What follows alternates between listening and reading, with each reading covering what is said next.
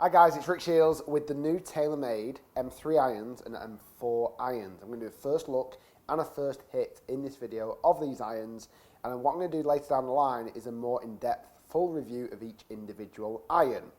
So these are coming off the back of the new woods that Taylormade have just released, the M3 and M4 for 2018, and quite simply I'm going to start off with the M3 first. This is to replace last year's model M1, which, side note, I possibly think M1 iron was the best Taylormade iron for that market they've ever made. What they're going to do with this, it's interesting to see, because for me, apart from cosmetics, I don't feel like it's changed a great deal. Let's dive into a little bit of the tech of this iron. The first thing I noticed straight away, they've gone for this very sleek look. They've gone for all silver, black finish. It looks smart. It probably looks slightly better than the M1 because the M1 had those kind of little bit of yellow flares and a bit more carbon, where this Taylormade M3 is completely chrome, has more of a satin chrome face, so a slightly dulled out chrome, not shiny, and then it has a little bit of detailing across the back, but very similar shaping to M1. The big story with M3 this year is they're talking about serious distance, which Taylormade have always talked about distance for a long time, and they're talking about serious distance again with this iron. I don't see how that's going to change because the lofts of these irons are identical to the lofts of 2017 with the M1 iron. So this 7 iron is 30.5 degrees, which is the same loft as M1 iron last year. So I don't see, again, how this is going to change a great deal. I'm excited to hit it, but at the moment, logically, I'm not seeing why the M1 needs to be replaced with this, just from my initial outset. What they've believed they've introduced, and this is technology that they've been really excited about, is rib core. Now, rib core is effectively a way of strengthening the club from top to bottom to make the face faster. We'll see how that tests. Again, that's a bold statement. We'll see how that actually tests. This has all the bells and whistles as you would expect with a forgiving Taylormade iron. This has face slots, speed slots, a slot at the back of the neck to adjustability. It's got slots around the neck to adjust with airflow, and it resembles shape-wise as well of an iron that I was actually a huge fan of, in the RSI 2, which is the smaller RSI a few years back now, maybe about 3 or 4 years. I feel like they're kind of bringing this out just because they're bringing the new driver out. I'd be interested to see if it is going to be that much better. Wait to see the full review, and I've got to do a head with this and the M1. The reviews going forward in 2018, you'll always see a first look and a first hit, and then give me a couple of weeks where I've really got my head around the product, hit it loads of times to give you a full in-depth review. And I also want to answer your questions. So if you've got any questions about this product, comment in the description below, comment on this video, and the next video that comes out, when I've done the full review, I'll try and answer as many of the important ones as I can. So that's what we've got with the Taylormade M3. Apart from rib core, that's pretty much where we're at with this. Same lofts, looks a little bit of a different facelift, but really so close to M1 it's untrue, iron-wise. We'll see if performance changes that at all. The other iron that's come on the back of this is M4 iron. Now this is, as you would imagine, it's going to now replace the M2 iron. The M2 iron I've always had a real issue with because I always find them making way too strong and a bit too chunky.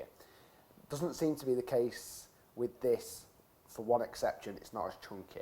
It's still ridiculously strong. 28.5 degree 7 iron. It's still probably the strongest out on the market that I know of. 28.5. I mean, it's just mind-boggling. The only thing I saw on the M2 review when I did test it is that because there is enough weight at the bottom of this golf club, it does launch high and it still gets the distance. Well, it's going to get the distance. Whether it's going to get the height and stop on the green, that's another question. Another facelift, still features rib core, but they're talking about on this iron more about forgiveness, not really the distance. But come on, when you make a 28.5 degree iron, it's always going to be about the distance. So with this, they've put more weight in the toe and the heel.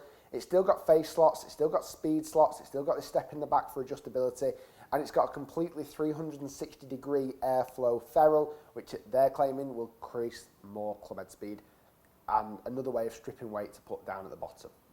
We're talking tiny amounts with that. Detailing on this probably looks a little bit smarter, i.e. kind of more stand out. The iron has a little bit more character around it. It has the blue and red emblem, the BMW, the Taylormade M4 emblem all along the back. It kind of has that carbon back as an added kind of effect a little bit as well. With these two irons, you've got, like I mentioned, face slots, speed slots on 4, 5, 6, 7, and I believe they then don't go on the club from 8, 9, pitching wedge and sand wedge. You don't get face slots and speed slots. Yeah, it's one of those weird ones. I loved M1 last year. I ranked it incredibly highly. I didn't like M2. That looks a little bit better than M2. That looks marginally better, but we're talking about looks. We're not talking about performance here. That's where we've got to do a little bit more in-depth testing. So I'm going to hit these. Now, prices on these bad boys. Again, this is something I'm going to be talking about a little bit more this year. You're not going to get any change out of £1,000 or $1,000 or £1,000, let's be honest. If you went for a full set of these, seven sets, you're looking easy over $1,000 in graphite, 100% over $1,000, and over £100 in graphite. You might get a little bit of change if you're going to buy one of these sets with steel in UK in pounds, but you're not going to get any dollars back from $1,000. The M4 is cheaper than the M3, so it's a cheaper product, the M4 price-wise. Right, let's give these a hit. I'm excited to see how they perform. I think I know how they're going to perform, but I want to see how they do, and then we're going to get a little bit more testing. Let's get hitting these. And we're just going to hit the 7s. I have got the 4, the 7, and the wedge to review in other videos. I'm just going to hit the 7s right now.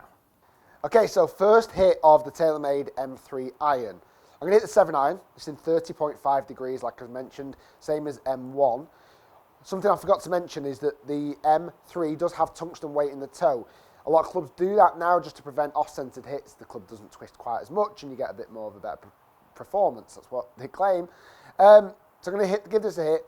It very much reminds me of kind of the RSI 2 iron, which actually I was a huge fan of. It kind of, I don't know, in its shaping, it very much reminds me of that. I do like that iron a lot. Right, let's give it a hit. Pro V1's GC Quad. I'm just going to give it a hit and give you an idea of what I'm feeling in the performance initially until I do a more in-depth review with the 7, the 4, and the pitching wedge later down the line. Right, let's give this a hit.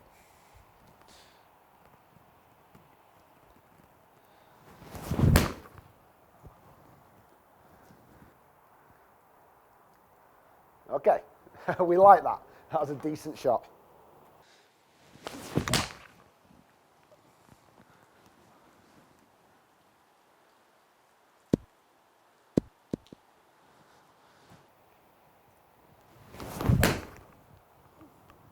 Oh, that is on it. A little bit long, but right down the pipe. Initial thoughts is good. Feels really good off the head.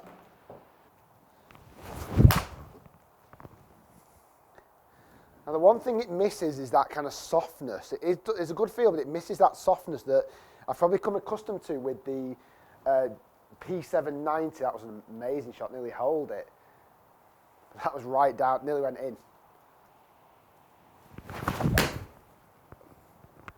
It flies brilliantly. The flight on it is so good.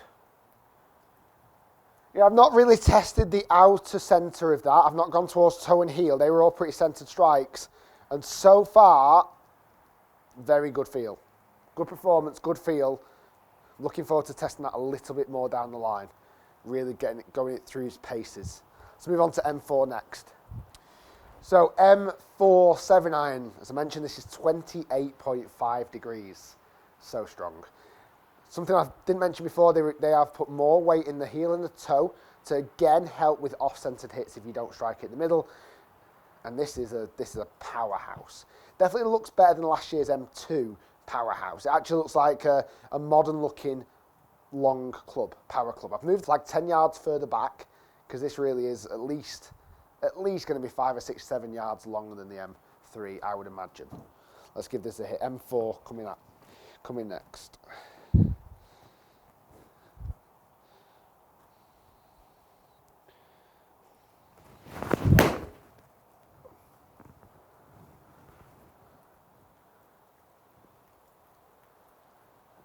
okay. It got there, but it wasn't the best hits. It actually looks, behind the ball, surprisingly better than I expected. It's got a really nice shape to it. And again, probably a shape that reminds me of RSI line again. It's kind of these two clubs, for me, feel like they've gone back to a shape that was successful for them, the RSI 1 and the RSI 2. And they've brought it in with the modern technology. I like the shaping of these irons. That wasn't the best hit, but it still kind of got there. Let's get a few more. It's actually a really nice looking design. It's got more of a shiny chrome rather than a satin finish that the M3 has got on it.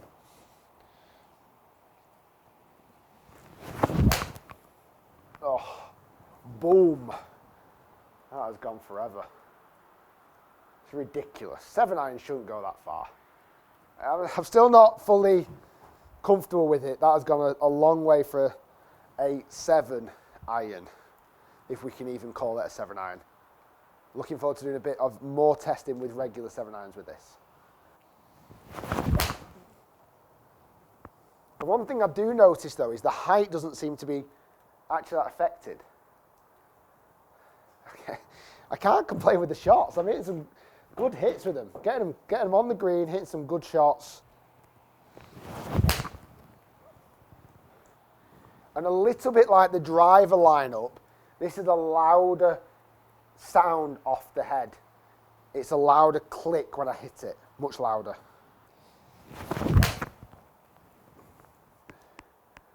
They just seem to go, they fly. But why would it not? It's a 28.5 degree 7-iron. That's pulled left and gone a long way. And I need to discover a little bit more about how these perform playing with them, how they perform in maybe different golfers' hands, because obviously M4 isn't suited to me. M3 maybe, but M4 not so much. I need to work out that a little bit more.